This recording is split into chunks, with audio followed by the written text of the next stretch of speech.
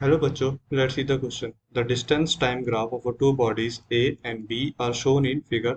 Observe the graph carefully and answer the following question. First question is, do both the bodies start from the same position? Do they have uniform speed? Does anybody have acceleration? What is speed of A? What is speed of B? Without actual calculation, can you infer which body is traveling faster? तो हमें ये सब बताना है, okay? ये graph को देख के सबसे पहले हम ये देख लेते हैं कि डिस्टेंस टाइम ग्राफ होता है क्या।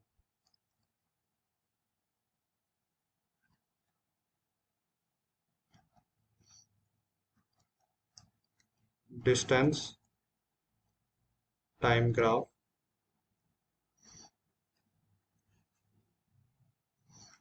shows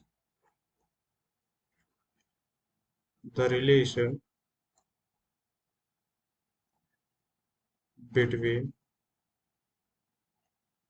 distance and time।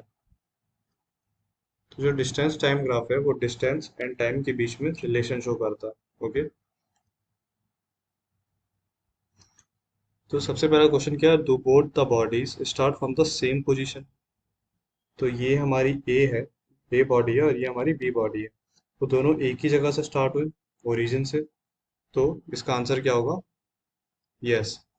Second है, do do they have uniform speed. क्या दोनों के पास यूनिफॉर्म स्पीड है?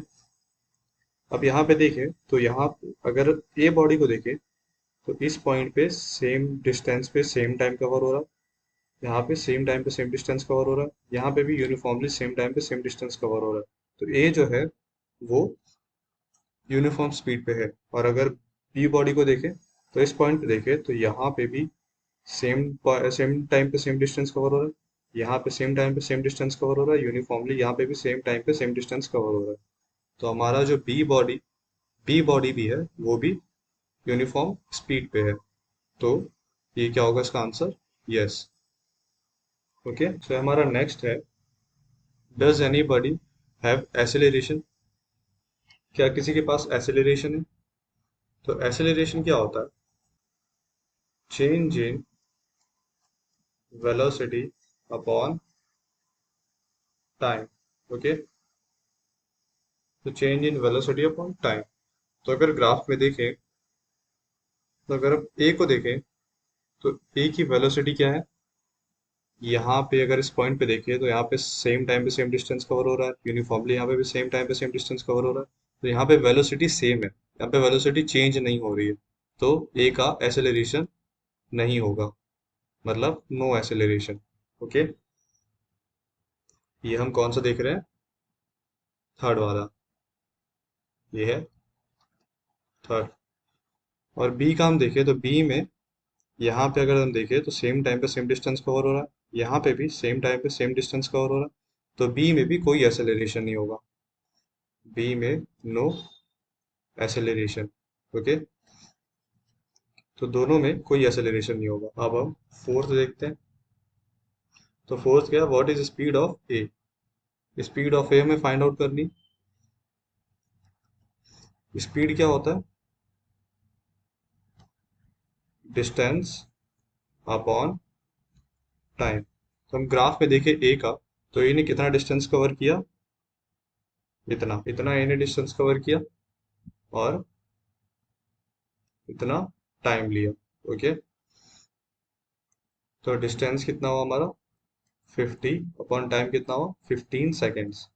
तो ये कितना है हमारा? 10/3 मीटर पर सेकेंड। और अगर हम वैसे ही बी का स्पीड कैलकुलेट करते, डिस्टेंस अपॉन टाइम, तो बी ने कितना ट्रेवल किया? 100 मीटर। और टाइम कितना लगा? 10 सेकेंड्स। तो 100 मीटर अपॉन 10 सेकेंड्स। तो ये क्या हमारा हमारा आया? 10 मीटर पर सेकेंड, ओके। वैसे हम सिक्स वाला देखते हैं, without actual calculation can you infer which body have travelling faster. तो हमें बिना कैलकुलेशन के क्या हम बता सकते हैं कि ये दोनों ग्राफ ए और बी बॉडीज में से कौन ज्यादा फास्ट ट्रेवल कर रहा है? तो ये हम फाइंड आउट करते हैं इसके स्लोप से।